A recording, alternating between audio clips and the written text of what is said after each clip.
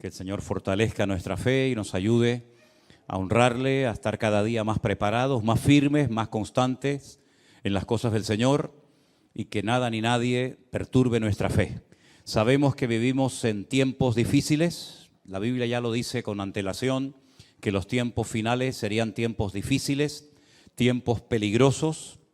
Como dije el domingo en el mensaje, se lo recuerdo, así como aquel gigante llamado Goliat desafiaba constantemente al pueblo de Israel, hoy en día también nos están buscando las cosquillas, Nos están pinchando y presionando por todas partes, pero los gigantes todos cayeron uno detrás de otro, Es simplemente cuestión de tiempo. Yo quiero llevarles nuevamente al pasaje que leíamos el domingo, que era 1 de Samuel, capítulo 17, donde David, enviado por su padre al campamento donde sus hermanos mayores estaban a punto de enfrentarse con los eternos enemigos del pueblo de Israel, como eran los filisteos. Cuando él llega al campamento, se da cuenta de que la atmósfera, el ambiente, pues está bastante cargado. Hay mucho pesimismo, mucha derrota, y cuando él pregunta qué es lo que está sucediendo, le informan de que hay un gigante, un paladín de parte de los enemigos que lleva 40 días amedrentando, asustando al pueblo de Dios, y desde el más grande, el rey Saúl, hasta el más pequeño, nadie se atrevía a dar un paso adelante para solucionar el problema. Bueno, hasta que apareció David. Dice la Biblia que él se ofreció voluntario. A él no tuvieron que presionarlo, a él no tuvieron que decirle, oye, ¿te animas a ir tú contra el filisteo? Sino que él dijo, yo iré. Yo iré, reconozco que este hombre está muy bien armado.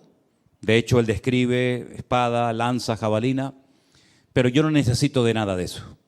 Yo solamente voy a ir contra él en el nombre de mi Dios. Y en el nombre de mi Dios, yo lo voy a derrotar. Y hace una tremenda declaración, vamos a leerla nuevamente, capítulo 17, verso 45, dice la palabra de Dios así. Entonces David le dijo al filisteo, tú vienes a mí con espada, lanza y jabalina, mas yo vengo a ti en el nombre del Señor de los ejércitos, el Dios de los escuadrones de Israel, a quien tú has provocado.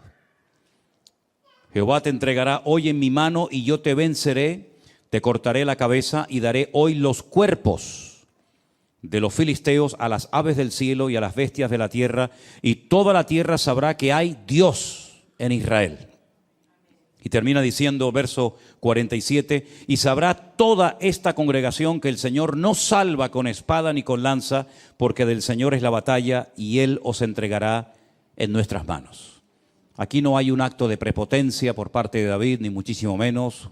No hay un deseo de destacar por encima de los demás, de llamar la atención hacia sí mismo, sino más bien todo lo contrario. Lo que él quiere es desviar la atención hacia Dios para que el pueblo de Israel y todos los que estaban por allí y los que iban a oír de este combate supieran que la victoria la había dado el Dios de Israel. No era un pueblo de ateos, pero era un pueblo que no sabía cómo actuar frente a la adversidad. Y hoy en día pasa exactamente lo mismo. Hay gente que lee la Biblia, que se congrega en esta o en cualquier otra iglesia, que lleva años en los caminos del Señor, pero cuando llega un momento puntual a su vida, cuando llega una prueba, un conflicto con la familia, con la economía, con la salud o con lo que sea, pues no saben cómo reaccionar, y parece ser que este era uno de los grandes problemas que Israel tenía en aquel momento. Sabían ir todos unidos contra un enemigo, pero como los filisteos estaban planteando que solamente uno se enfrentara a Goliat, pues ellos se quedaron paralizados porque no estaban acostumbrados a pelear así. Todos, ¿verdad? Todos los israelitas contra los filisteos contra ellos, a eso sí, en el valle, en la montaña, con espadas, con jabalinas, con flechas, con arcos, con lo que fuera. Pero eso de que uno fuera a pelear contra otro, pues ellos nunca lo habían visto y por eso no sabían cómo reaccionar. Y es que las pruebas que van a venir a nuestras vidas no siempre van a venir igual, pero las pruebas que han venido a nuestra vida y que con la ayuda del Señor hemos logrado superar, nos tienen que preparar y nos tienen que ayudar a reconocer cómo actuar en las pruebas que van a venir sí o sí a nuestra vida, ¿verdad? David presenta su currículum. Tú tienes un currículum en el Señor, sea pequeño, sea grande, sea visible o no. Tú tienes un bagaje, tú tienes una trayectoria con el Señor. Lógicamente unos pueden hablar de más cosas que otros, pero lo que está bien claro es que David en ese momento no podía presumir de ser un soldado en el ejército de Saúl, porque no tenía la edad para hacerlo.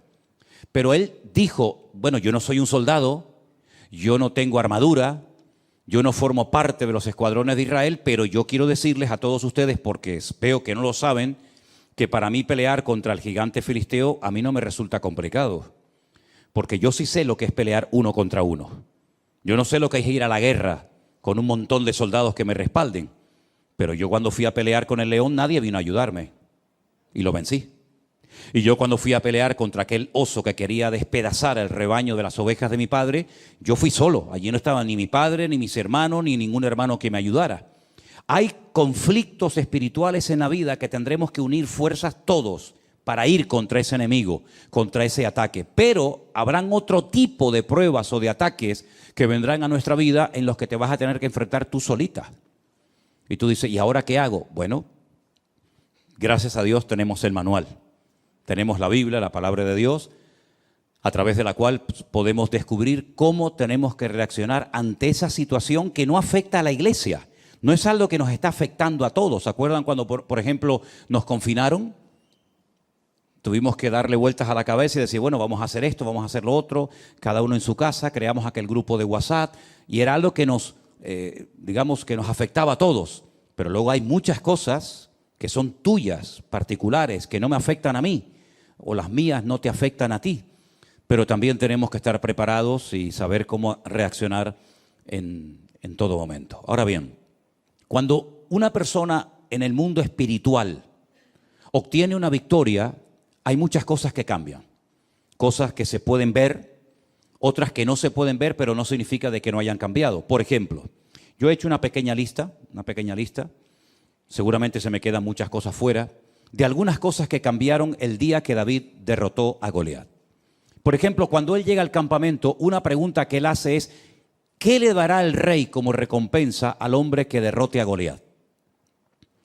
Y entonces fíjate lo que le dicen. Quiero que lean conmigo en el capítulo 17 de Primera de Samuel, el verso 25, dice así. Cada uno de los de Israel decía, ¿no habéis visto aquel hombre que ha salido? Él se adelanta para provocar a Israel, pero ahora viene una palabra muy interesante. Al que le venciere, va a ser una recompensa solamente para el que logre vencer al enemigo, al gigante Goliat. El rey le enriquecerá con grandes riquezas. Le dará su hija y eximirá de tributos a la casa de su padre en Israel. Fíjate las tres cosas que obtendría como recompensa el hombre que venciera a Goliat. Número uno, sería enriquecido, se convertiría en parte de la familia del rey, porque el rey le daría una de sus hijas, y eximiría de tributos a la casa de su padre en Israel. ¿Merecía la pena o no ir a pelear contra el gigante Goliat? Se habrán presentado 1000 como voluntarios, ¿no? Habrán dicho, pues yo quiero eso. Yo quiero ser rico, quiero ser yerno del rey y quiero que además toda mi familia quede excluida de pagar impuestos. Pues la cruda realidad es que no se presentó nadie. La recompensa era extraordinaria, pero los voluntarios brillaron por su ausencia. Solamente David dijo, bueno, pues yo voy a ir a pelear. Pero él no fue a pelear contra el gigante Goliat por la recompensa. Él iba a ir con recompensa o sin recompensa. Él no estaba allí para hacerse rico aprovechando una oportunidad, ¿verdad? Y para bendecir a su familia, librándola de pagar terribles impuestos que tenían que pagar, ¿verdad? Él fue allí porque primeramente su padre lo mandó y él iba a ir porque él en ese momento, ese día, él se sentía como el representante de Dios en el pueblo. No va nadie, no va el rey, no va el hijo del rey, Jonatán o los demás hijos, no va nadie, no van mis hermanos. Bueno, pues voy yo, porque yo entiendo que esta es una oportunidad para que todo mi pueblo y todos los gentiles que están aquí sepan que nuestro Dios es un Dios que marca la diferencia, con recompensa o sin recompensa. Y yo voy allí, y yo le voy a vencer. Y es cuando él hace aquella tremenda declaración. Él no habla de, bueno, tal vez, vamos a ver lo que pasa, que se haga la voluntad de Dios, que sea lo que Dios quiera, en fin. No, él habla con una seguridad tremenda. Es que hay momentos en la vida en el que no te puedes dar el lujo de dudar. Es sí o sí, es vida o muerte, es cara o cruz, no hay vuelta de hojas. Él no dice, bueno, en algún día tal vez vamos a ver si llevas 40 días molestándonos por la mañana, por la tarde y por la noche, pues vamos a ver si poquito a poco. Es que esa batalla no se iba a ganar poquito a poco. Mira, hay cosas en tu vida y en la mía y en la de todos y cada uno de nosotros que poco a poco las vamos a ir superando. ¿Estamos de acuerdo? Hay gente que me dice, bueno, yo tengo este vicio, o yo tengo esta atadura, o yo tengo esta costumbre. Mira, yo voy a ir poquito a poco. ¿Has conocido gente que habla así? ¿Tú eres de los que hablas así? Hay gente que me dice, poco a poco, sin prisa. Un poquito hoy, un poquito mañana. Ahora 3, mañana 2, pasado ninguno, pasado mañana 18. Poquito a poco. Y bueno, si tú te lo quieres montar así, si en vez de ir envenenándote de golpe te vas envenenando poquito a poco, pues como tú veas, ¿no? Pero es que hay otras cosas en la vida, si quieres llegar a un cierto nivel de madurez, que tienes que vencerlas de golpe. Todo o nada. Y David era un hombre de los que era todo o nada. O yo voy y me mata, o yo voy y lo mato a él. No hay término medio. Porque fíjate que además David hace una cosa muy interesante, y es que él primeramente, antes de matar al filisteo, le lanza aquella piedra y la piedra no lo mató. La piedra lo hirió, dice que se le clavó en la frente y claro, el dolor tuvo que ser tremendo. Una piedra con una honda es como un tiro, pero realmente la piedra no mató a Goliat, lo derrumbó, pero Goliat seguía vivo. Si se lo llegan a llevar los filisteos a su campamento, lo curan y este hombre a los pocos meses o a las pocas semanas está otra vez igual, allí parado, desfallando al pueblo de Israel. Entonces David dice que salió corriendo y con la misma espada con la que quería Goliat matarlo a él, dice que él le cortó la cabeza. Y entonces sí, ya con la cabeza cortada, ya muerto el perro, se acabó la rabia, ¿verdad? Dice que cogió la cabeza y se la enseñó a la gente, dijo, ya está, se acabó. Es decir, que hay cosas que se pueden superar poco a poco, pero hay cosas que tienes que ser radical, tremendamente radical, porque o las vences tú a esas cosas, o ellas te van a terminar destruyendo y matando tu vida espiritual. Entonces David entendió que era un día clave en la historia del pueblo de Israel. Hay días en nuestras vidas que son claves. Hay días que marcan algo en el mundo espiritual, que se queda como una especie de marca indeleble en el mundo espiritual, que marcan una diferencia. Por ejemplo, el día que Abraham estuvo dispuesto a sacrificar a su hijo, eso quedó ahí marcado para el resto de la historia. El día que Jacob peleó con aquel hombre que dice la Biblia, no te dejaré, no te voy a soltar hasta que no me bendigas, ese día fue un día clave en la vida de Jacob. El día que sale de la cárcel José y le logra interpretar los sueños al faraón y le dice, mira, no solamente va a pasar esto, esto y esto y esto en los próximos 14 años, sino que además tienes que hacer esto. Ese día marcó un antes y un después en su vida y en la vida del pueblo de los egipcios. Así que hay muchos días que se presentarán en nuestra vida, digamos que, bueno, sin pena ni gloria, por así decirlo, pero hay otros días que son claves, ahí tienes que dar la talla, ahí no puedes dudar.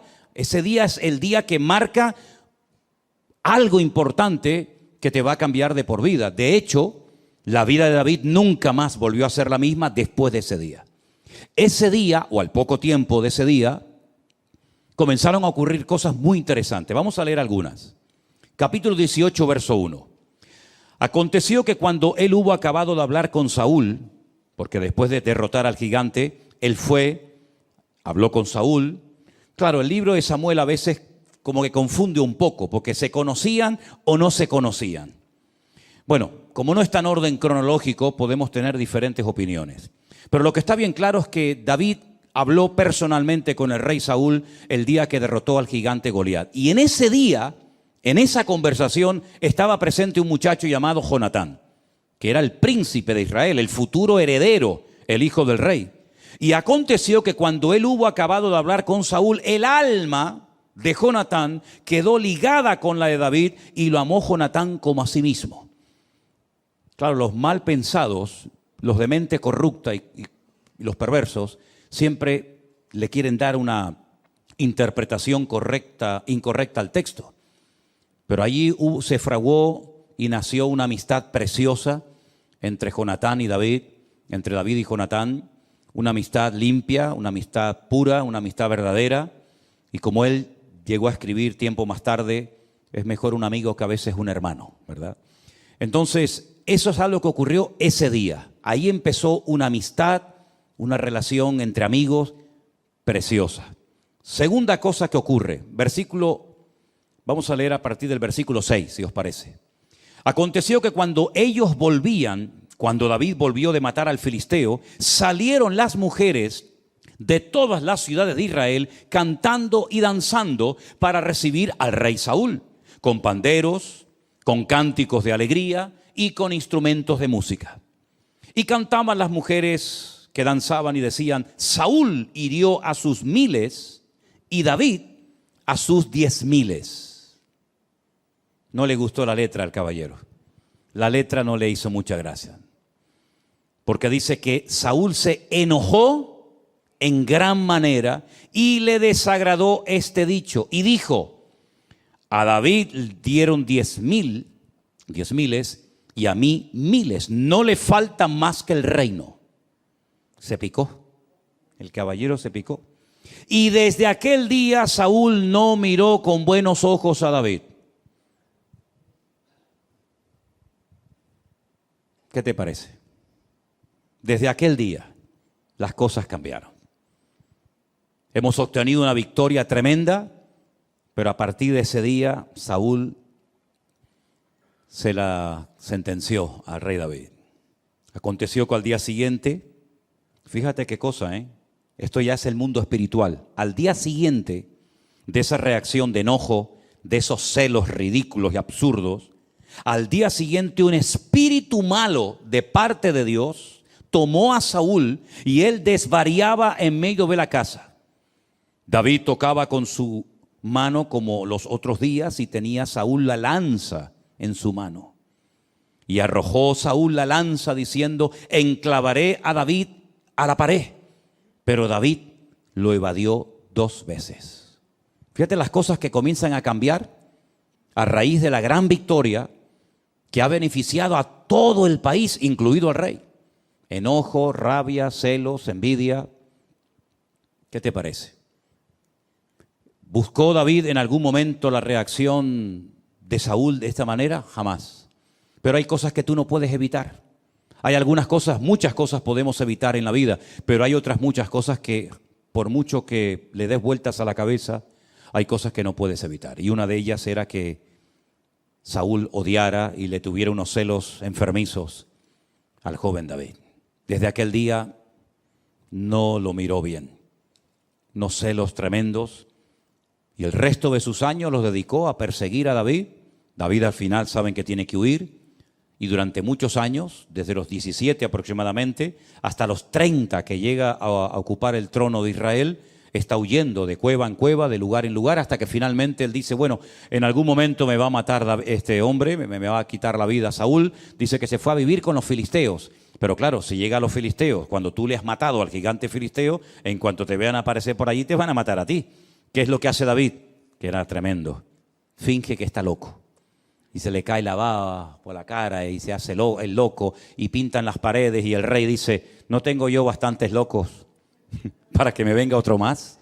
Y bueno, al final el loco fue una ayuda tremenda para el rey de los filisteos, en fin.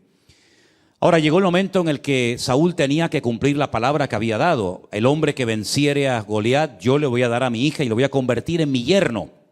Vamos a ver si cumplió la palabra, ¿les parece? Versículo 17. Entonces Saúl le dijo a David: he aquí yo te daré a Merab, mi hija mayor. Generalmente se daba a la mayor y luego se daba a la menor, ¿verdad? Saben que en las notas musicales hay notas mayores y notas menores, ¿no? Pues le iba a dar la mayor y al final le dio la menor. Con tal de que seas hombre valiente y pelees las batallas del Señor. Mas Saúl decía: No será mi mano contra él, sino que será contra él la mano de los filisteos. Fíjate tú el plan que comienza a fraguar Saúl para quitarse de medio a David. Pero David le respondió a Saúl: ¿quién soy yo o qué es mi vida o la familia de mi padre en Israel para que yo sea yerno del rey? Oye, ese privilegio de ser yerno del rey no lo tiene todo el mundo, ¿verdad? ¿O eres de sangre azul? Ninguno aquí es de sangre azul, ¿no? ¿O no tienes ninguna posibilidad de llegar a ser familia del rey? Llegado el tiempo en el que Merab, la hija de Saúl, se había de dar a David, fue dada por mujer a Adriel. Ah, mira dónde sale este. Mira dónde sale Adriel. El meolatita. Estudien la historia de este Adriel, por cierto, muy interesante. No tengo tiempo ahora para entrar en eso, pero fíjense por dónde. Pero Mical, la otra hija de Saúl, amaba a David. Y fue dicho a Saúl y le pareció bien a sus ojos. Y Saúl dijo: yo se la daré para que le sea por lazo y para que la mano de los filisteos sea contra él. ¿Me dejan que les diga una cosa? No se sorprendan. Creo que nunca he dicho esto, pero hoy se lo comentaba a Elena y digo: oye, vamos a dejarnos de tener pena y compasión de Saúl. Saúl era malo, Saúl era malo, Yo durante años me daba pena, ¿no? Me daba esa cosita, por esa tristeza por Saúl. Decía: pobre hombre, fíjate tú y tal. Pero es que Saúl era malo. Saúl era malo. ¿Y una persona mala en qué piensa? En cosas malas. Dice la Biblia en Romanos 8, los que son de la carne, ¿en qué piensan? En las cosas de la carne. Y los que son del espíritu, ¿en qué piensan? En las cosas del espíritu. La cabra, ¿dónde tira? Al monte. Así de claro. Saúl era malo, pero sabía fingir y sabía aparentar. Yo te voy a dar a mi hija. Ese privilegio no lo tiene nadie en Israel. Se ve que las dos hijas, la mayor Merab y la menor Mical, en ese momento eran solteras. Y claro, oye, es un detallazo por parte del rey permitirle casarse con una de sus hijas. Entonces él va a quedar bien ante la gente, pero es que en el fondo esa no es la intención de Saúl. La intención es que los mismos filisteos acaben con la vida de David. Y mira lo que él intenta hacer. Saúl le dijo: yo se la daré para que sea lazo, para que la mano de los filisteos sea contra él. Dijo pues Saúl a David por segunda vez: tú serás mi yerno hoy. Mandó Saúl a sus siervos: hablad en secreto a David, diciéndole: he aquí el rey te ama y todos tus siervos te quieren bien. Sé pues yerno del rey. ¿Verdad? Siempre el rey rodeándose de pelotas, siempre rodeándose de gente que le reía las gracias al rey, como hay muchos hoy en día que se juntan con gente que a todo le dicen que sí, ¿verdad? Los criados de Saúl hablaron estas palabras a oídos de David, y David dijo: ¿os parece a vosotros que es poco ser yerno del rey, siendo yo un hombre pobre y de ninguna estima? Des en cuenta, por ejemplo, que David no era una persona pudiente económicamente hablando. David era un simple pastor de ovejas, que encima no eran ni de él, eran de su padre. Era el menor de la familia, no tenía ninguna posibilidad de una buena herencia el día de mañana. Incluso hay comentaristas por ahí que opinan que David fue, concebido fuera del verdadero matrimonio, ¿no? Bueno, sea como sea, el tema es que David jamás se le hubiera pasado por la imaginación llegar a estar emparentado con el rey de Israel, el hombre más importante del país. Y él lo tiene claro, él dice: yo no tengo ninguna posibilidad de llegar a ser el yerno del rey. Pero fíjate qué interesante. Los criados de Saúl le dijeron esta respuesta, le dieron estas palabras, y Saúl dijo: decidle así a David: el rey no desea la dote. La dote era algo muy importante, ¿sabes? Mi hija, para que sea tu hija, me tienes que dar 20 camellos, 30 ovejas, etcétera, etcétera. A mí Matías no me dio nada, por cierto, pero bueno, aún estamos a tiempo. Bueno, me dio un nieto. Ya con eso le perdono. El rey no desea dote, sino, escucha bien, espero que lo entiendas, 100 prepucios de filisteos, que es lo que se le quita al hombre cuando se le circuncida. Quiero 100 de filisteos, para que sea tomada venganza de los enemigos del rey. Pero es que esa no es la verdad. Detrás de esta petición de 100 prepucios, fíjate tú qué cosa pide este hombre.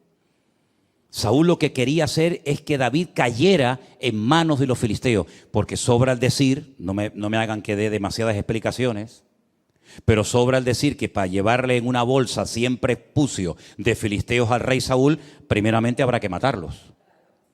Y después una vez matarlos o dejarlos medio heridos, ¿no? Me tengo que enfrentar a 100 para poder llevárselos al rey Saúl. Porque en el fondo, alguno de ellos lo va a terminar matando. Esto no es como las películas americanas que saben que sale el héroe corriendo por un campo abierto, le disparan 5.000, ni uno le da. Pero él dispara y con una bala mata a 10 de golpe, ¿no? Alguno de los 100 lo va a mutilar o lo va a matar. Y eso es lo que en el fondo Saúl quería. Pero miren cómo era David. Cuando sus siervos declararon a David estas palabras, le pareció bien la cosa. Es que le pareció bien la cosa, increíble. A mí me dicen eso y dice, vete tú a cortarlo, vete tú a cogerlo. Le pareció bien, dice, a los ojos de David, para ser yerno del rey. Y antes que el plazo se cumpliese, David se levantó, se fue con su gente y mató a 200. ¿Cuánto pedía el rey Saúl? 100. Este mata a 200. Los mató, ¿eh? Mató a 200 filisteos y trajo los prepucios de ellos y los entregó todos al rey, a fin de hacerse yerno del rey. Y Saúl le dio a su hija Mical por mujer. Si yo te doy más de lo que tú me pides, 100, toma 200, y ahora me tienes que dar a tu hija mayor. No, le da la menor, le da a Mical. Pero Saúl, viendo y considerando que el Señor estaba con David y que su hija Mical lo amaba, tuvo más temor de David y fue Saúl enemigo de David. ¿Cuánto tiempo? Todos los días. Todos los días de la vida que duró, odiaba y no podía ver en pintura a David. ¿Qué te parece? El ungido, este era el ungido. Imagínate los que no eran ungidos, ¿no? Este era el ungido de Jehová. Este era el que tenía que ser un ejemplo a la grey. Este era el que tenía que ser agradecido porque por fin había aparecido un desconocido y había arreglado el problema nacional de deshacerse del cuerpo, de la vida del gigante Goliat. Y mira cómo le paga, tratando de matarlo, tratando de desacreditarlo, persiguiéndolo de noche y de día por todas partes, con unos celos que en vez de cortarlos, los fue alimentando día a día. Y al final, si ustedes leen la historia de Saúl, que la encontramos en la Biblia, la vida de Saúl fue un auténtico desastre. Mató a sacerdotes, le echó la culpa al pueblo de muchos actos de desobediencia que hizo a lo largo de su vida. Se fue a consultar con una adivina en un pueblo llamado Endor, en el norte de Israel. Al final termina suicidándose, tirándose sobre una espada y quitándose la vida. Dejó al país en la ruina. Económicamente el país lo dejó en la bancarrota más absoluta. Los filisteos incluso se atrevieron a robar y llevarse a su terreno el arca de la alianza, que ya saben lo que era el arca de la alianza, ¿verdad? En aquellos tiempos. Sí, un auténtico desastre.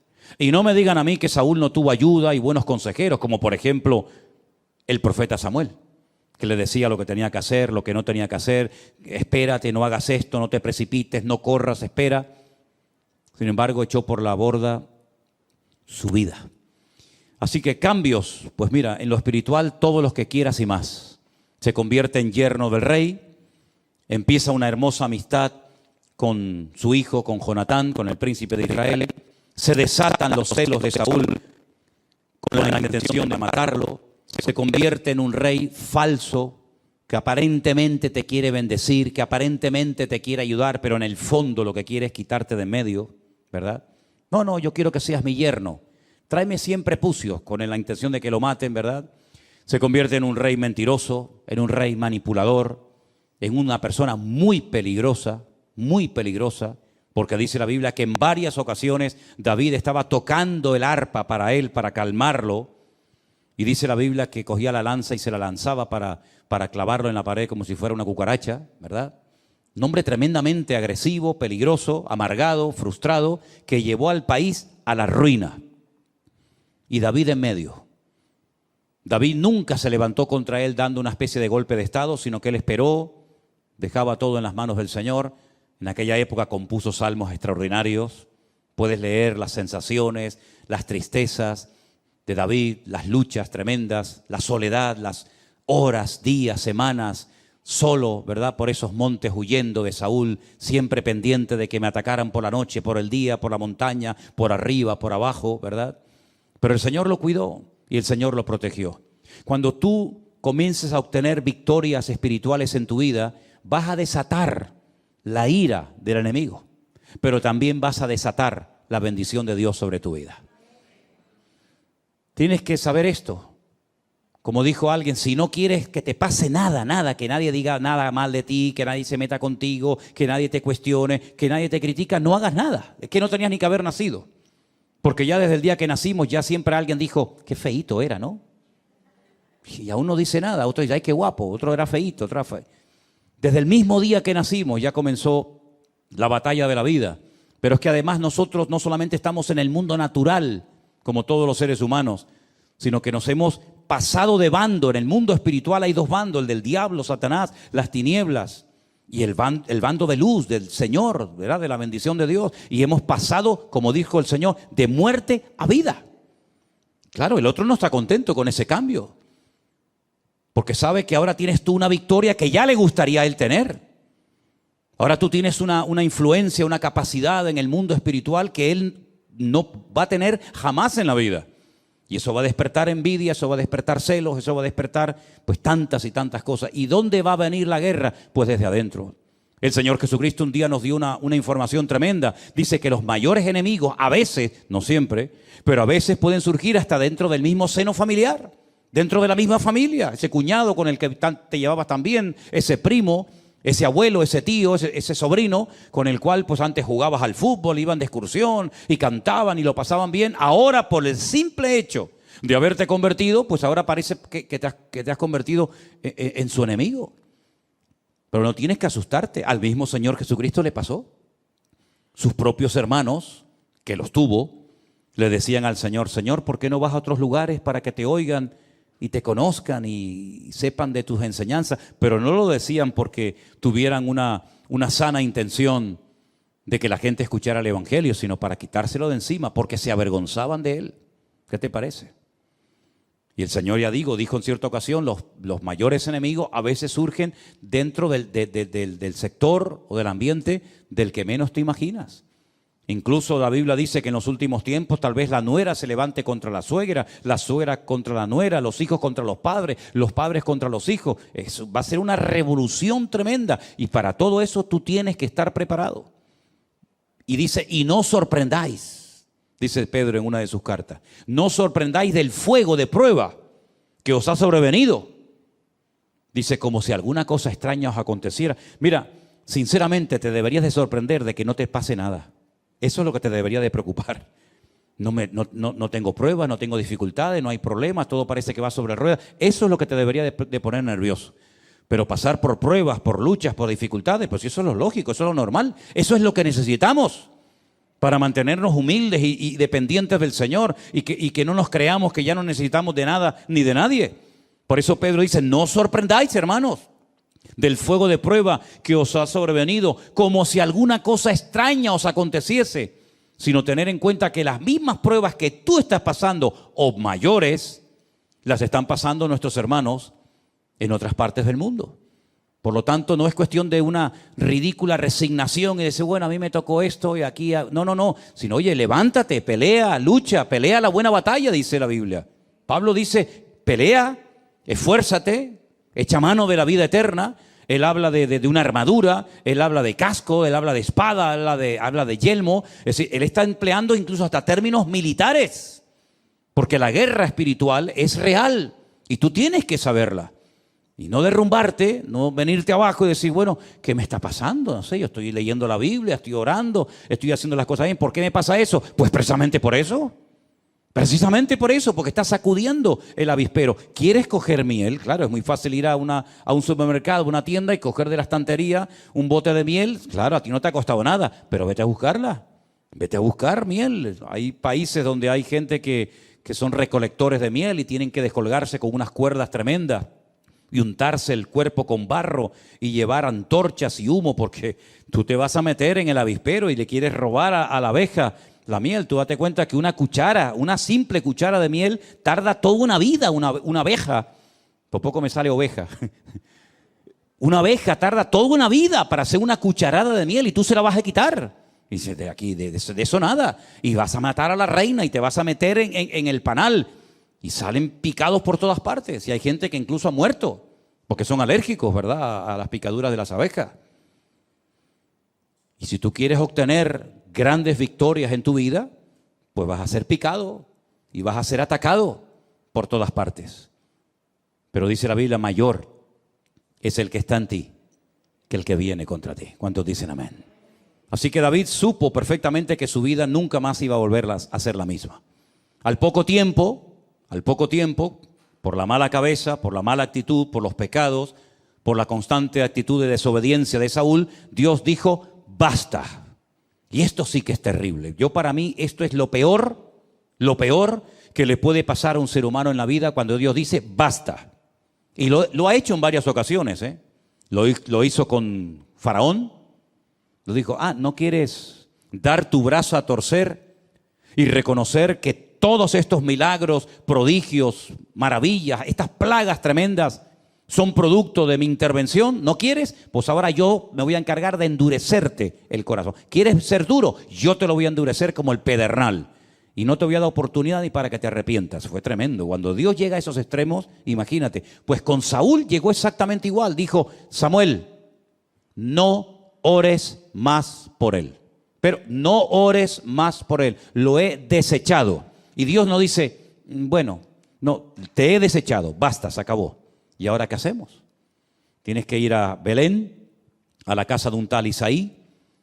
Convoca a sus hijos y yo te voy a decir lo que vamos a hacer. Vamos a escoger a otro rey fiel conforme a mi corazón. Todos conocemos la historia, ¿sí o no? Llega a Belén, llega a la casa de Isaí, allí están sus hijos. Él se va a acercar al mayor, que era lo lógico, ¿no? Ungir al mayor, al primogénito, y el Señor le dice, ese no es. Bueno, pues será el siguiente, ese tampoco. Y el otro tampoco.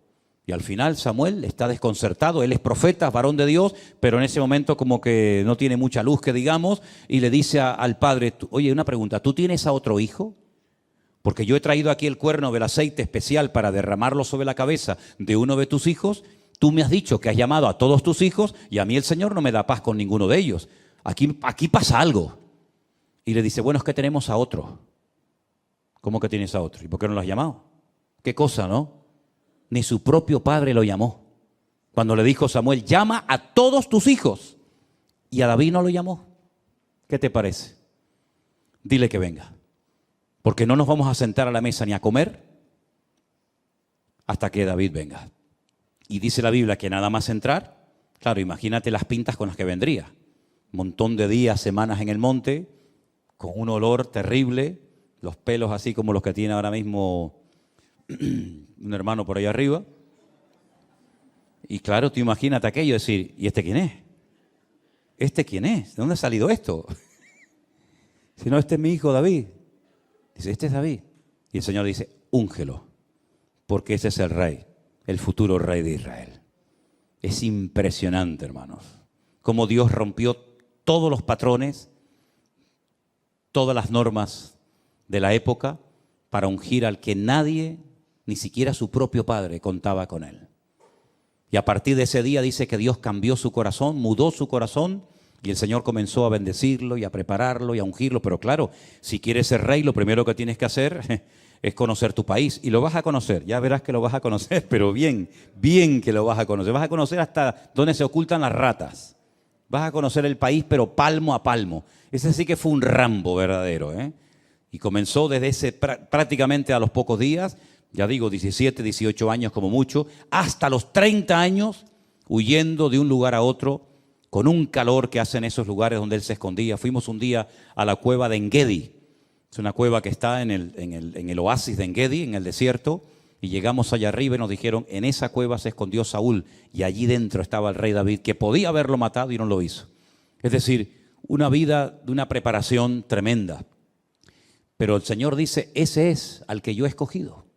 Ese es al que yo he escogido. Y saben, queridos hermanos, Dios no se equivocó con David.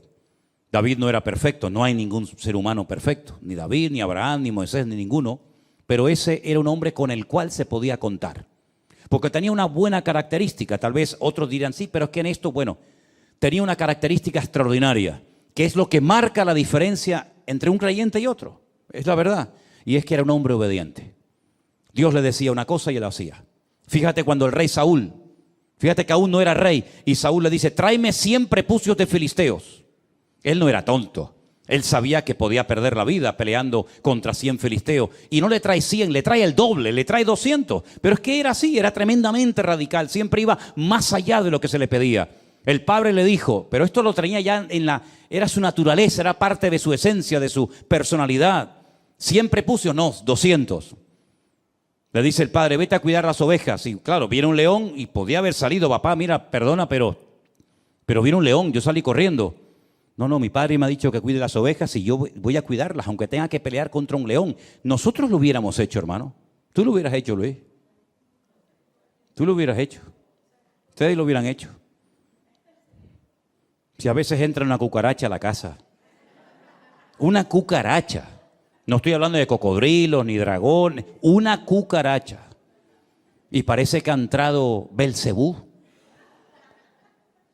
Un perenquén, no sé si por ahí que nos ven, perenquén es un lagartito que se pega a las paredes, que se come los mosquitos, las arañitas y esas cosas, que son buenos, los perenquenes son bonitos. Se pegan ahí con sus patitas a los balcones. Sí, trae un perenquén aquí para que veas a más de uno corriendo. Pero es que ahora le viene un león y podía haber dicho, hombre, yo una cosa es cuidar las ovejas de mi padre y otra cosa es enfrentarme con un león. Estamos hablando de cosas muy diferentes. Pues él se queda. Y él se queda y mata al león y no se queda satisfecho con herirlo, sino lo mata. Y al poco tiempo un leoso. Y bueno, ya no le vinieron más porque dijeron los animales, no vayan contra este, que aunque vaya quien vaya, nos va a matar a todos. Eso que hacía en lo natural David, luego él trasladó todo eso a su vida espiritual. Esa radicalidad, ese ir más allá de lo que me han pedido, el jugarme la vida por 4 ovejas que tampoco merecen tanto la pena, el decir en vez de 100, 200, esa actitud en su vida fue la que lo marcó durante toda su vida. Y por eso para él el gigante no era nada, para él un león no era nada, porque él conocía al Señor. Y cuando uno conoce al Señor, no le tiene miedo a nada. Porque sabes que eso que te está atacando, eso que te domina en ese momento, eso que pierdes el control, para Dios no es ningún problema. Amén, hermanos. Nuestro Dios es mucho más grande que una enfermedad, que un dolor, que un desánimo, que una tristeza, que la pérdida de un ser querido, que lo que sea, no hay nada que se pueda comparar con el poder de nuestro Dios. Fíjate que David simplemente necesitó una piedra. Pero no porque él dijera la piedra va a matar a Goliat, no, porque él en lo que confiaba no era en la piedra, él confiaba en el poder del nombre de su Dios. Pero tengo que utilizar algo, ¿verdad? Pero si David le hubiera pegado un soplido a Goliat, en el nombre de mi Dios, Goliat lo tumba. Porque no era lo que él hacía, sino era la actitud con lo que él hacía y con la fe que él tenía en su corazón. Entonces todos nuestros actos en la vida, todas nuestras palabras, todas nuestras decisiones tienen que estar empapadas y respaldadas por decisiones de tipo espiritual. Cuando tú quieres vencer un vicio, cuando tú quieres dejar un hábito, cuando tú quieres superar un dolor, una pérdida, un desánimo, una enfermedad o lo que sea, lo que en el fondo te tiene que motivar no es, bueno, ya vencí yo esto, ya me pongo ya la medalla, ¿no? Sino que es una oportunidad para demostrar el poder de nuestro Dios. Y nosotros deberíamos estar dispuestos a hacer cualquier cosa con tal de que a Dios se le reconozca en ese colegio, en esa universidad, en esa oficina, lo que sea.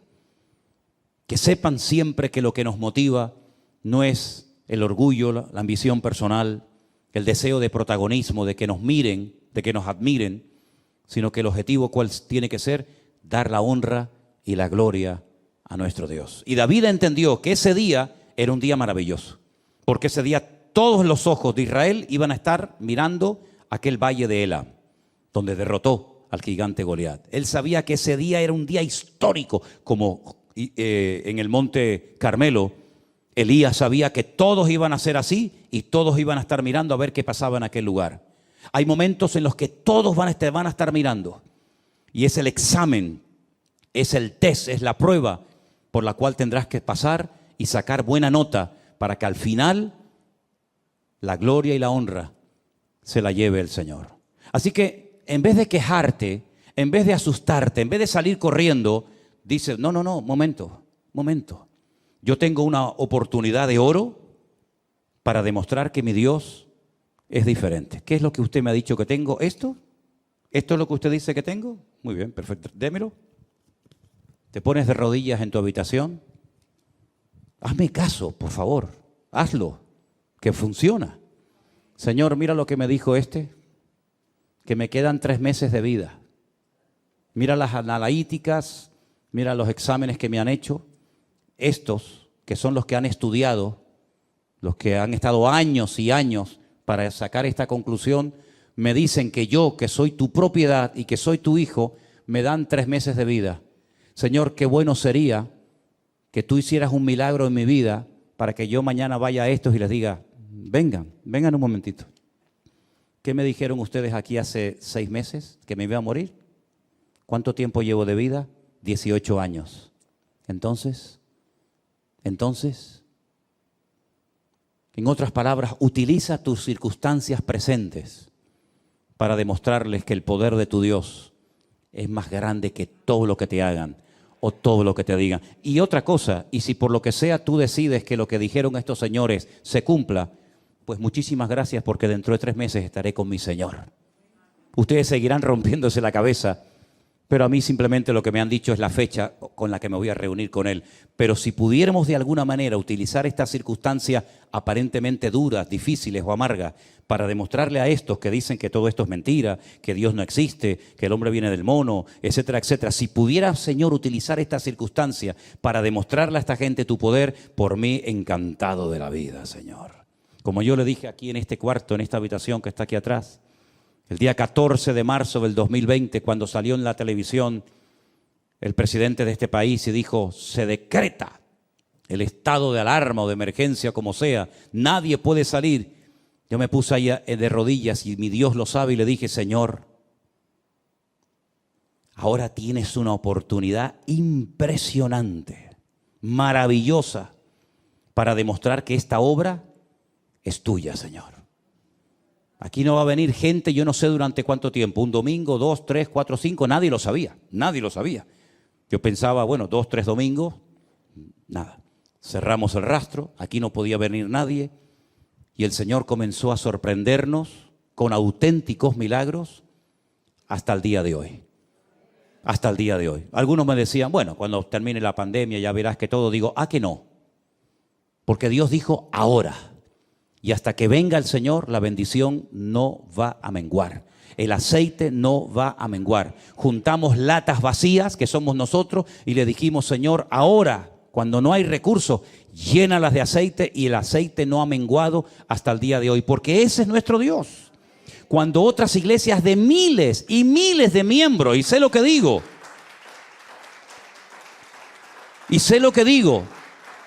lamentablemente, se cerraron, solamente por ponerles un pequeño ejemplo, podría ponerles muchos.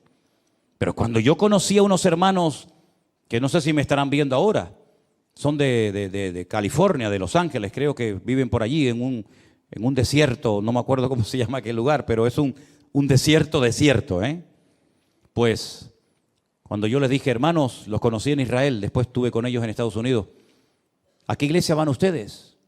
Y me dicen, nosotros íbamos a una iglesia, pero en el tiempo de la pandemia se cerró, como todas. Digo, sí, ya lo entiendo, pero ya terminó la pandemia. ¿Y ahora qué? Dice, no, el pastor nos juntó, no se transmitió, no se hizo nada durante el tiempo de confinamiento y el pastor nos juntó y nos dijo que se iba a cerrar la iglesia. Que cada uno se buscara la vida, unos se reunían en casas, otros se fueron a otra iglesia, otros no se fueron a ninguna parte, lamentablemente. Cerramos la iglesia, dijo el pastor.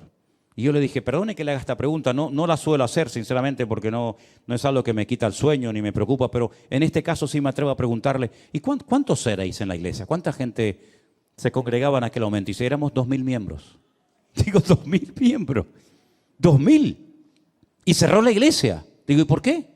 Dice, porque no había recursos para pagar la luz, el agua, los teléfonos, el alquiler. Digo, con 2.000 personas. Y nosotros que éramos 4 gatos y un perro herido. 2.000 personas y cierran la iglesia. ¿Pero cómo puede ser esto? ¿Y la cerró? La cerró. Pero te digo un ejemplo. Te podría contar muchos más. Entonces cuando yo le dije al Señor, Señor, se nos viene un gigante imponente, tremendo. Pero si tú quieres, Señor, si tú dices, ahora esta iglesia va a ser usada para tu honra y para tu gloria. Y ya lo creo que lo fue. Ya lo creo que lo fue y lo sigue siendo. Porque el Señor es fiel. Y cuando ponemos nuestra piedrita en el bolsillo y decimos, Señor, yo nada más tengo una piedra. El tipo mira cómo viene, pero yo voy en el nombre de mi Dios. El Señor sorprende. Y el Señor bendice. Y el Señor demuestra que la iglesia no es tuya ni mía. La iglesia es de Él. Y dice la Biblia que Él la sustenta y Él la cuida. Por eso yo creo, y termino, y cuando digo termino, que Dios está buscando gente valiente. Así de claro. Dios está buscando gente valiente que se la juegue por Él en lo económico, que se la juegue por Él en lo que haga falta. Y yo creo que Dios está buscando de todo corazón, y lo digo de verdad, gente valiente en estos tiempos. Gente que no le tenga miedo a las circunstancias. Gente que no le tenga miedo a lo que está pasando allá afuera. Gente que le crea a Dios y que diga, Señor, yo te creo a ti. Y si tengo que comer una cebolla sola, un pan todas las noches debajo de un puente, yo lo voy a hacer, pero yo voy a seguir sirviéndote. Yo creo que Dios, a ese tipo de gente, Dios la honra y Dios la bendice y Dios la prospera. Y yo espero que entre nosotros, todos nosotros podamos decir, nosotros somos los valientes del pastor Manolo Sierra. Porque no se olviden ustedes que David sí era muy ungido, muy poderoso, pero hay una lista que dice los valientes de David. A mí me gustaría tener una lista de los valientes. Y espero que todos ustedes formen parte de esa lista. Amén, hermanos. Cierra tus ojos ahí donde estás, por favor. Repite hoy lo que confesaste el domingo. Señor, yo confieso en fe que mi enemigo, mi gigante, ha sido derrotado y vencido en el nombre de Jesús. Llámese como se llame. Este se llamaba Goliat. El tuyo no sé cómo se llama, pero menciónalo, nómbralo. Este gigante que es, etcétera, lo que sea, en el nombre de Jesús, hoy caes y nunca más volverás a levantarte y amargarme la vida. Porque hoy te derroto en el nombre de mi Dios. Tú vienes contra mí con exámenes, con radiografías, con insultos, con palabras, etcétera. Pero yo vengo en el nombre de Jesús contra ti. Y el Señor te ha entregado en mi mano. Y voy a dormir en paz. Dilo conmigo, yo voy a dormir en paz a partir de hoy como un niño pequeño que no lo perturba nada, que solamente se despierta para ver el rostro de su papá o de su mamá, pero no lo despierta un bebé. Los precios que suben o que bajan, el precio del petróleo, la bolsa, las guerras, no. A un niño pequeño solamente lo despierta el deseo o de comer o de jugar con su papá y con su mamá. Y cuando ve el rostro de su padre y su madre, su rostro se ilumina, porque ve al que ama. Ahí está, siempre ahí está, para acariciarlo, para besarlo, para jugar con él. Esa es la ilusión con la que tenemos que vivir nuestra comunión con el Señor cada día. Señor, a mí no me va a perturbar ni a quitarme la paz, nada ni nadie, sino que yo me voy a despertar y lo único que quiero es decirte, te alabo. Tú eres santo, Señor. Santo, santo Dios Todopoderoso. Aleluya. En mis circunstancias, en mi enfermedad, en mi soledad, en lo que sea, yo me gozo porque los gigantes han sido vencidos en la cruz del Calvario. Todos fueron vencidos en el nombre, sobre todo nombre de Jesús.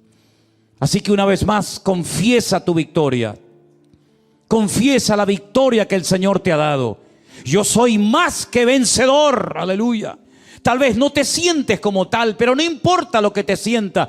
Di lo que el Señor dice que tengas que decir. Diga al débil, fuerte soy. Él renueva las fuerzas del que no tiene ninguna. Correrán y no se cansarán. El sol no te fatigará de día, ni la luna de noche. Por un camino vendrán y por 7 huirán. ¿De dónde vendrá mi socorro? Mi socorro siempre vendrá del Señor. Porque sus ojos están abiertos de día y de noche, y mi pie no tropezará ni resbalará. Porque Él me cuida, me guarda, me bendice, me sustenta, me protege, me unge. Y Él guarda cuando salgo y Él guarda cuando entro, cuando me levanto y cuando me siento, cuando camino y cuando duermo. El Señor está a mi lado. Caerán por un lado, caerán por otro lado, pero yo estoy firme, parado en la roca eterna que es Jesucristo. Aleluya. Yo estoy parado en esa roca y vendrán vientos, vendrán tempestades, vendrá lo que venga, lo que sea, pero mi casa permanecerá porque yo he puesto mi fe y mi confianza en el eterno Dios, aleluya, al cual le doy la honra y la gloria en este momento, mi Dios. Y cuando el enemigo ve a un pueblo unido, a un pueblo que tiene las ideas claras, que pone su confianza en Dios y en su palabra, teme y sale corriendo, porque sabe que contra ese pueblo, contra esa casa, no puede hacer absolutamente nada. No dejen de alabar a Dios en medio de las circunstancias. No dejes de gozarte y de alegrarte en medio del dolor, en medio de la lágrima, no importa, porque esa es la mejor agua para regar la bendición de Dios. Señor, en el nombre de Jesús anhelamos tu bendición, como tu siervo Jacob la anhelaba y la quería. Nosotros te pedimos, bendícenos en esta noche. Bendícenos, Señor. Bendice mi familia, bendice mi cuerpo, mi mente, bendice mi vida, bendice mi economía, bendice todo lo que tengo y todo lo que soy. Que por todos los poros de mi piel salga bendición de Dios. Y a esos que critican, a esos que murmuran, a esos que ponen obstáculos, Señor, nos reímos porque tu palabra dice que tú llenarías nuestra boca de risa y dirían entre las naciones, grandes cosas ha hecho el Señor en estos. Y yo te pido, Señor, que esa promesa que tú nos diste la veamos cumplida cada día. Que sigan diciendo entre las naciones de la tierra, grandes cosas ha hecho el Señor en ellos. Llena nuestra boca de risa y nuestra lengua de alabanza. Bendito seas, oh Dios, santo, santo, sublime Dios eterno. Levanta.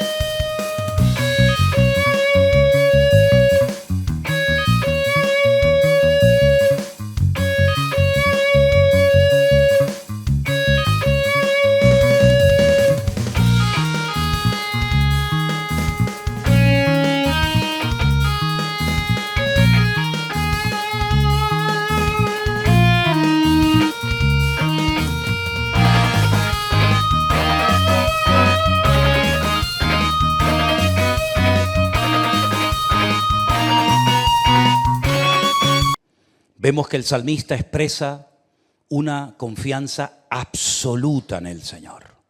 Él no tiene la más mínima duda de que Dios es bueno y que la misericordia del Señor es para siempre. Ahora, pensando en estos dos, digamos, atributos o características, bondad y misericordia intrínsecas de Dios, vamos a remontarnos a la primera pareja, al primer ser humano que pisó el planeta Tierra, Adán y su esposa Eva. Ellos eran los únicos habitantes de la tierra, no sabemos durante cuánto tiempo, pero allí estaban ellos, en el Gan Edén, en el jardín del Edén, y podían contemplar toda la creación de una manera extraordinaria. Además, en aquel momento de perfección, de armonía, de unidad absoluta con el Señor, donde no había maldad, no había pecado, sino que ellos estaban en una comunión directa con el Señor, viendo el sol, la luna, las estrellas. Ellos podían llegar a la conclusión de que su creador, su Dios, es un Dios todopoderoso. Amén, hermanos. Porque no había nadie, no podían decir, no, es que esto es producto de la intervención de aquella persona, o de aquella familia, o de aquel sabio. Estaban ellos dos solos y Dios. Así que cuando ellos miraban el sol, la luna, las estrellas, un amanecer, un atardecer, los animales, las flores, el campo, etc., ellos podían decir que los cielos cuentan la gloria de Dios y el firmamento anuncia la obra de sus manos, ¿verdad? Ellos quedaban con la boca abierta al ver qué maravilla de mundo Dios había creado y se lo había dado a ellos para que lo cuidaran y para que lo mantuvieran en orden. Ellos no solamente conocían el poder de Dios, sino que además también conocían la bondad de Dios. Podían decir confiadamente, nuestro Dios es bueno. Además ya lo había dicho Dios en varias ocasiones. Cuando Dios hacía o creaba algo, siempre añadía la coletilla de y vio Dios que era bueno, ¿verdad? Ellos podían saber que Dios era bueno porque Dios les había regalado un planeta entero para ellos, con animales, con comida, con plantas, con todo lo necesario. Podían disfrutar de la vida y además, lo más importante de todo, podían tener comunión, podían hablar directamente con su Dios, con su Creador, sin miedo, sin esconderse de Él en ningún momento. Y podríamos enumerar muchas cosas que aquella pareja, aquella primera pareja inicial, pudieron ir descubriendo de la naturaleza y del carácter de Dios, menos una cosa. Ellos antes de la caída no sabían en lo que consistía la misericordia de Dios. Porque la misericordia de Dios no es un premio al buen comportamiento. La misericordia de Dios no se aplica por haberte portado bien. No es como cuando un niño hace una cosa buena y le das un regalo, o aprueba y saca buenas notas en el colegio y le das un premio. La misericordia no es un premio al buen comportamiento, sino al mal comportamiento. La misericordia, alguien dijo, no es una definición mía, pero me gusta por su profundidad y por su sencillez, es tratar a alguien mejor de lo que se merece. Y eso fue lo que hizo Dios con Adán y con Eva, y también contigo y conmigo, después de haber pecado. Son expulsados de la presencia de Dios, evidentemente, ya no podían permanecer en aquel lugar. Ya no podían tener esa comunión abierta y directa con su Creador. Ya muchas cosas se perdieron, muchas cosas nunca más volvieron a ser las mismas. Pero ellos experimentaron y conocieron por primera vez en la historia de la humanidad el atributo de la misericordia de Dios. Porque Dios podía haberse desentendido de ellos para siempre. Los expulsa y ahí te quedas. Sin embargo, Dios les busca, los encuentra y les muestra una forma diferente de acercarse a Él para que por lo menos, a pesar de su caída, de su pecado y de su desobediencia, puedan seguir, si quieren, en contacto y en comunión con Dios y de alguna manera recibir, pues, una cobertura, entre comillas, de sus pecados. Y ahí es donde se aplica por primera vez en la historia la misericordia de Dios. Los ángeles dice que nos miran. Literalmente la Biblia dice en el Nuevo Testamento que los ángeles observan a los redimidos de Dios, a los que han sido limpiados por la sangre de Cristo porque no entienden el concepto de misericordia. Los ángeles que no cayeron, los ángeles que no siguieron a Satanás en su rebelión, los ángeles que mantuvieron su posición, su fidelidad, su dignidad delante de Dios, saben que Dios es bueno, saben que Dios es santo, saben que Dios es poderoso. Todo eso lo han visto y vivido, pero nunca han experimentado ellos, ni los que cayeron, la misericordia de Dios. Porque Dios no movió ni un solo dedo por la creación angelical que tropezó y cayó. Todo permaneció exactamente igual desde el día que se rebelaron hasta el día de hoy. Satanás fue expulsado de la presencia de Dios y nunca más pudo volver a optar a recuperar la posición perdida, sino más bien todo lo contrario, ha ido de mal en peor, de derrota en derrota, de fracaso en fracaso, de humillación en humillación, etcétera, etcétera. Sin embargo, con el hombre, Dios manifestó su misericordia.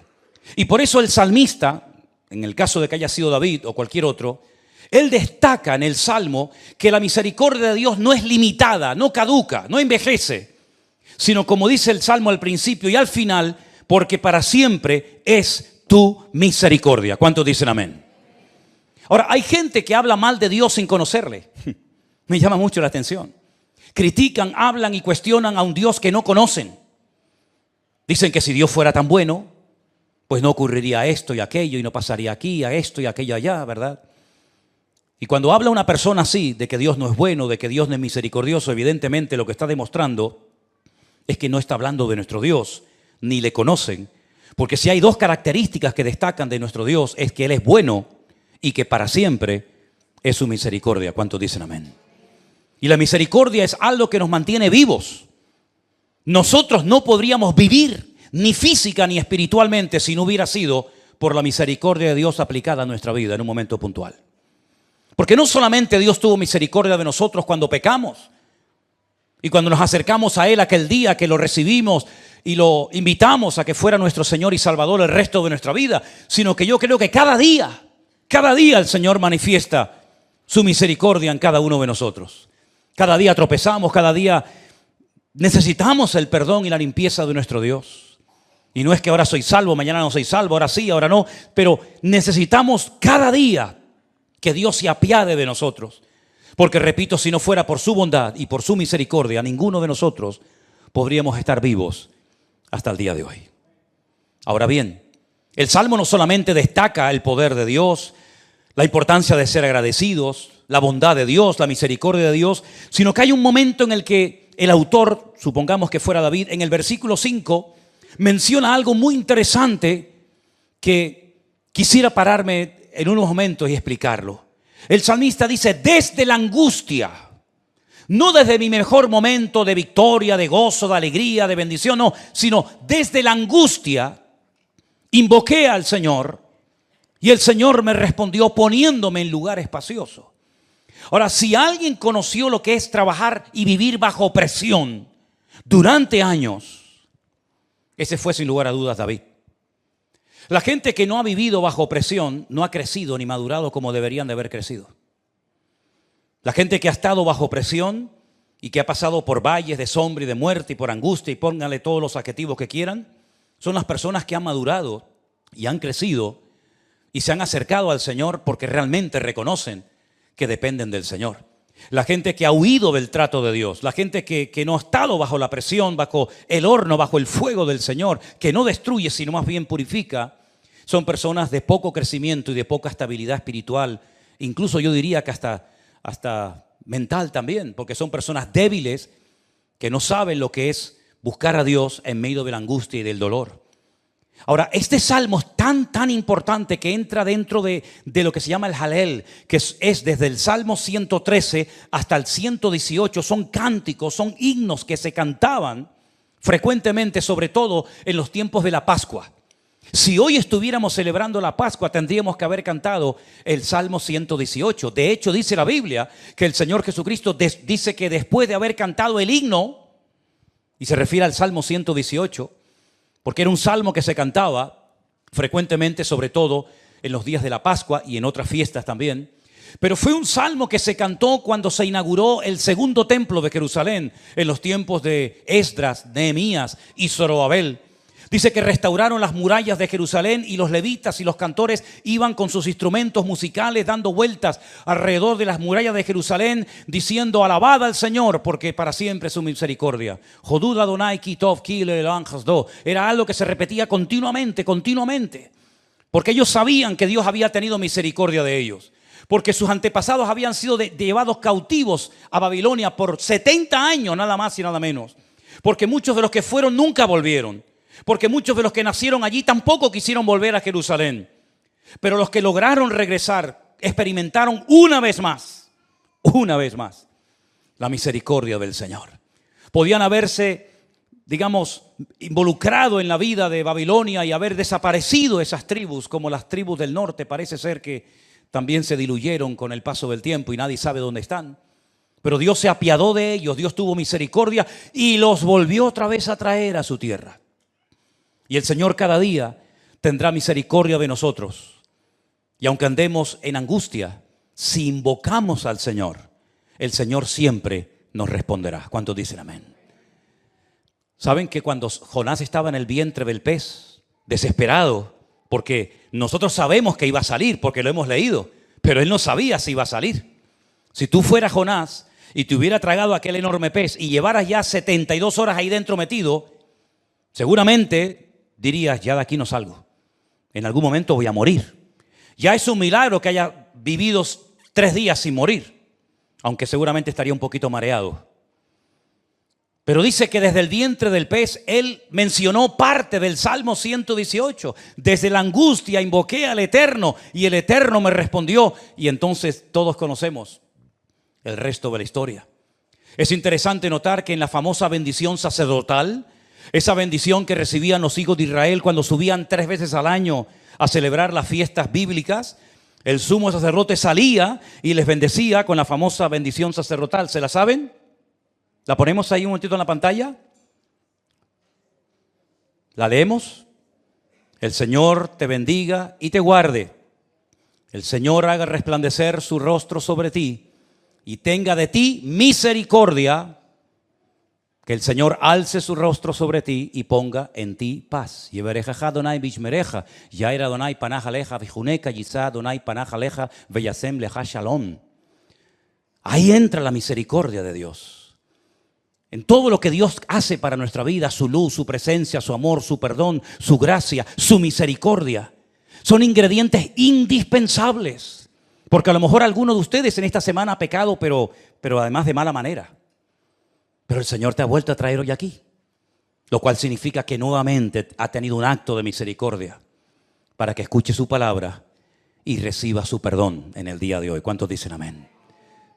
Y seguramente algunos de nosotros tal vez han hecho cosas que no han sido agradables a los ojos de Dios, pero el Señor una vez más nos muestra cada día que Él tiene misericordia de nosotros.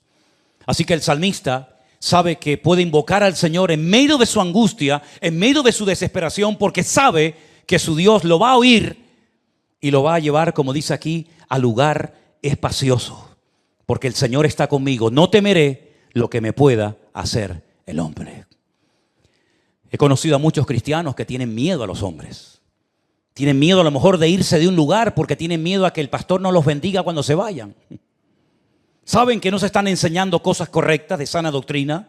Saben que no se están haciendo las cosas decentemente y con orden, pero tienen miedo al hombre.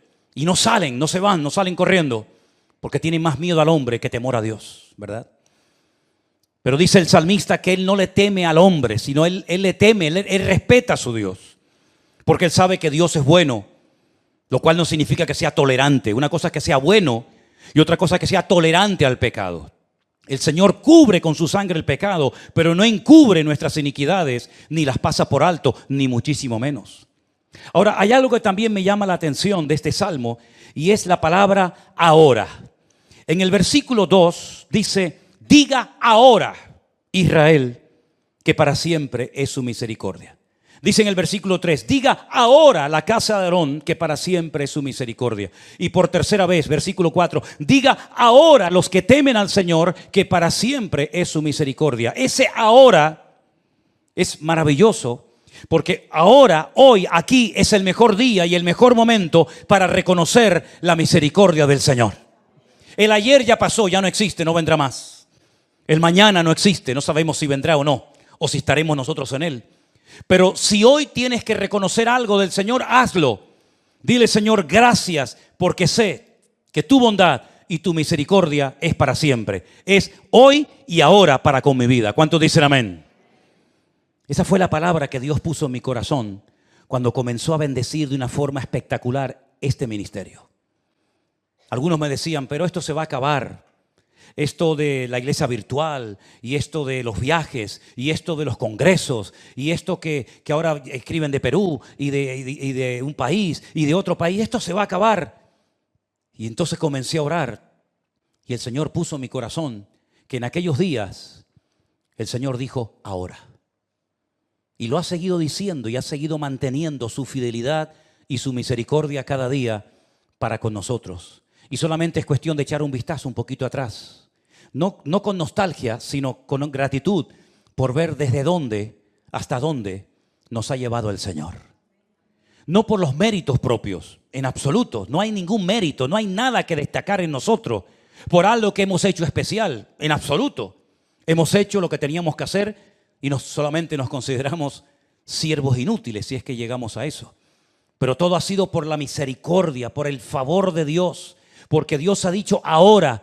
Y nadie le puede llevar la contraria cuando el Señor toma unilateralmente una determinación. Amén, hermanos. Los versículos 8 y 9, les dije al principio, que es el corazón, es el centro exacto de la Biblia. El mismo número de versículos hay antes y después de estas palabras que dicen, mejor es confiar en Dios que confiar en el hombre. Mejor es confiar en Dios que confiar en los príncipes. Supongamos que fuera David el autor de este salmo. Desde el día que fue ungido en la casa de su padre Isaí por el profeta Samuel, hasta que ocupó el trono de Israel, pasaron muchos años. Se calcula que aproximadamente David tenía en aquel momento de ser ungido unos 17, 18 años como mucho. Y no llega al trono hasta aproximadamente los 30 o 30 y tantos años. ¿Qué pasó durante toda esa época? Desde su adolescencia hasta su exaltación en el trono de Israel, ocupando la mayor responsabilidad del país. Tuvo que huir, tuvo que esconderse, fue perseguido por Saúl. Era su suegro, él se había casado con una hija del rey, pero no le servía absolutamente de nada. Es más, el día que le pidió la dote para entregarle su hija, le hizo una trampa, le pidió algo para que los filisteos acabaran con su vida. Pero sin embargo el Señor tuvo misericordia de él y lo protegió. Cuando va al campo de batalla a llevarle comida y alimento a sus hermanos lo menosprecian, pero Dios tuvo misericordia de él. Cuando tuvo que enfrentarse a leones y a osos como lo hizo para defender las ovejas de su padre, el Señor se apiadó de él y tuvo mucha misericordia. Y es increíble ver cómo Saúl quería matar a David, pero literalmente, hermano, lo quería matar, quería acabar con su vida. Eran tan grandes los celos que tenía este hombre hacia David que lo cegaron. Los celos son tremendamente peligrosos y destructivos. Despréndete de ellos si los tienes, porque pueden terminar destruyendo tu vida y la de los tuyos. David tuvo que huir, tuvo que esconderse en cuevas, tuvo que pasar hambre, frío, noches en vela, porque Saúl había movilizado a todo el ejército de Israel para buscarlo a él. Cuando David decía, pero ¿qué te he hecho? Si alguien te ama, si alguien te respeta y te apoya en este país, ese soy yo. Saúl parece que a veces se arrepentía. Ay, hijo mío, David. Pero luego volvía a las andadas, igual o peor que el día anterior. Y el Señor lo protegió. Y al final dice la Biblia que se tiene que ir a vivir con los filisteos. Porque llegó un momento de tanta angustia, de tanta desesperación que dijo, algún día este hombre va a acabar conmigo. Claro, cuando uno está angustiado se olvida de que ha sido ungido, se olvida de que el Señor está contigo, se olvida de que el Señor te ha profetizado que va a ser rey de Israel. ¿Cómo que Saúl va a acabar contigo? Nunca podrá acabar contigo, porque el Señor te ha ungido para que seas el segundo rey de Israel. Pero él perdió la esperanza. Él estaba tan desanimado que al final dice, me voy a vivir con los filisteos. Y se fue a vivir con los filisteos. Y se tuvo que fingir loco, ¿se acuerdan? Dice que hacía que se le caía la baba por la boca, escribía en las puertas. Y decía el rey Aquis, el rey de los filisteos, ¿no tengo yo suficientes locos que me habéis traído otro más? ¿Qué voy a hacer con este? Al final David logró ganarse la confianza de Aquis. Pero como dice el Salmo, mejor es confiar en Dios que confiar en los príncipes. Aquis también le falló. También le falló. Y tiempo más tarde, cuando es el rey, por fin ya es el rey de Israel, su hombre de confianza, su consejero, el hombre más cercano a él, Ahitofel, también le traiciona. y apoya una rebelión, un golpe de Estado, apoyando a su hijo Absalón para que mate y elimine a su padre David. Todos le fallaron a David. Sus hermanos, su familia, Ahitofel, Saúl, Aquis, todos le fallaron. Pero mejor es confiar en Dios que confiar en los hombres. Y saben, hermanos, hoy está el presidente de Israel, el primer ministro de Israel, Benjamín Netanyahu, está hoy en Estados Unidos con un príncipe, con el príncipe Trump. Y parece que han olvidado este texto. Mejor es confiar en Dios que confiar en los hombres. Mejor es confiar en Dios que confiar en los príncipes, o en los presidentes, en los gobernadores del mundo. Tengo la sensación, y ojalá me equivoque, que les va a salir el tiro por la culata también con Trump. Porque cuando ponemos a un hombre en el lugar de Dios, el Señor no va a permitir que su pueblo jamás le dé la gloria y el reconocimiento y el apoyo a otra persona.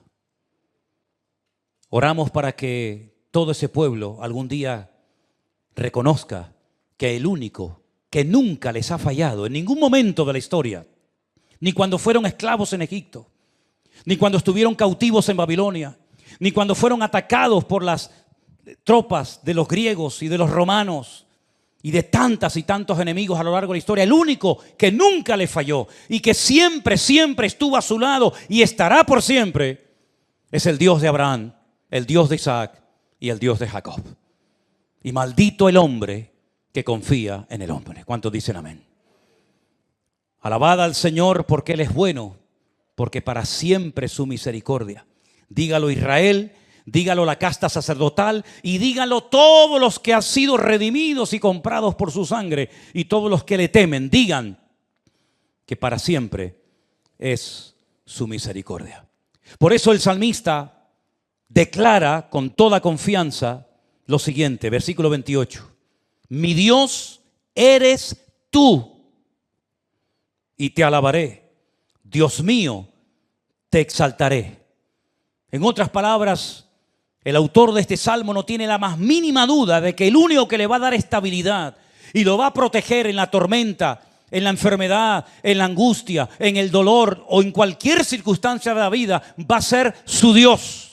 Y Él ya lo ha vivido, Él ya lo ha experimentado. Y nosotros tenemos que recordar las veces que hemos clamado a Él y el Señor nos ha respondido y nos ha liberado y nos ha levantado y nos ha cuidado hasta el día de hoy. No lo olvides, querido hermano, porque a veces parece como que nos olvidamos de las victorias que ya hemos obtenido y de los trofeos que hemos obtenido a lo largo de nuestra vida. Me llama mucho la atención que a veces los cazadores, cuando cazan un animal, pues lo que hacen es que hablan con un taxidermista, creo que se llama, y ponen ahí la cabeza como trofeo, ¿no? Es decir, ese jabalí, ese venado o ese ciervo, lo que fuera, yo lo cacé. Y están como orgullosos y se sacan fotografías sobre sus trofeos de guerra. Nosotros no tenemos fotografías de nuestras victorias, pero en nuestro corazón llevamos esculpidas y escritas a fuego todas las bendiciones y todo el trato y todo el proceso por el cual Dios nos ha llevado para poder llegar hasta aquí y decir, y dígalo conmigo, alabad al Señor porque Él es bueno, porque para siempre es su misericordia. Otra vez, alabad al Señor porque Él es bueno, porque para siempre es su misericordia. Fuerte ese aplauso a nuestro Dios en esta tarde. No lo olvides nunca, nunca lo olvides, mi querido hermano y amigo. Aleluya. Ahora me llama mucho la atención la capacidad de respuesta de Dios. Es increíble. A veces llamas a una persona y le dices, oye, no te olvides de tal y tal cosa. Ah, sí. ¿Los llamas a los 2 o 3 días? ¿Te ha pasado? Y dices, oye, ¿te acuerdas que te dije el otro día que, ay, mi niño, ay, mi niña, me olvidé? Hombre, por favor, mira, a ver, hombre, venga, llámalo. Por favor, recuerda lo que te estoy pidiendo. Sí, no te preocupes, ahora mismo lo hago. Ahora mismo lo llamo. Sea en el médico, sea en la farmacia, sea en el colegio, sea donde sea. Pero la capacidad de respuesta de Dios es instantánea y es inmediata. La pregunta es por qué a veces Dios, que tiene todo el poder, para responder instantáneamente, ¿por qué a veces no me responde instantáneamente? ¿Por qué a veces Dios me tiene como en la sala de espera? ¿Han estado a veces en la sala de espera? Qué rabia la sala, no sé quién las inventó, pero qué aburridas son las salas de espera, ¿eh? Qué aburridas, ¿no? Además, cuando uno empieza a toser, todos se ponen a toser. Cuando uno se rasca, todo le entra la picazón. Gracias al Señor que nuestro Dios no tiene sala de espera. Lo que pasa es que nuestro Dios sabe lo que nos conviene y lo que no nos conviene en todo momento y en todo lugar. Y Él lo que quiere es enseñarnos a esperar con gozo, a esperar con gratitud, sabiendo que mi Dios cuida de mi vida y que cuando Él lo crea conveniente, responderá a mi clamor. A lo mejor no estoy preparado en este momento para recibir esa respuesta que tanto anhelas recibir. Pero ¿cómo que no? No, el Señor sabe más que tú, no te preocupes, Él no se confunde, no te va a pedir disculpas. A lo mejor el Señor te tiene esperando esa respuesta porque a lo mejor no es esa la respuesta que tú tienes que recibir, sino otra. Y por eso tienes que crecer y madurar para decir y llegar a un punto de decir que la voluntad de Dios es santa, es agradable y es perfecta. Yo no sé si en algún momento de su vida, no lo sé, David soñó con ser rey de Israel, yo no lo sé. Yo lo único que sé es que David era fiel y responsable con lo que su padre le había pedido que hiciera, que era cuidar sus ovejas, nada más. Yo no sé si José en algún momento soñó, a título personal, de que iba a ser uno de los hombres más importantes del mundo, que después lo fue. Pero des en cuenta que la mayoría de las personas que fueron grandemente usadas en la Biblia o a lo largo de la historia o en el tiempo presente, primeramente han pasado por un proceso largo, por un proceso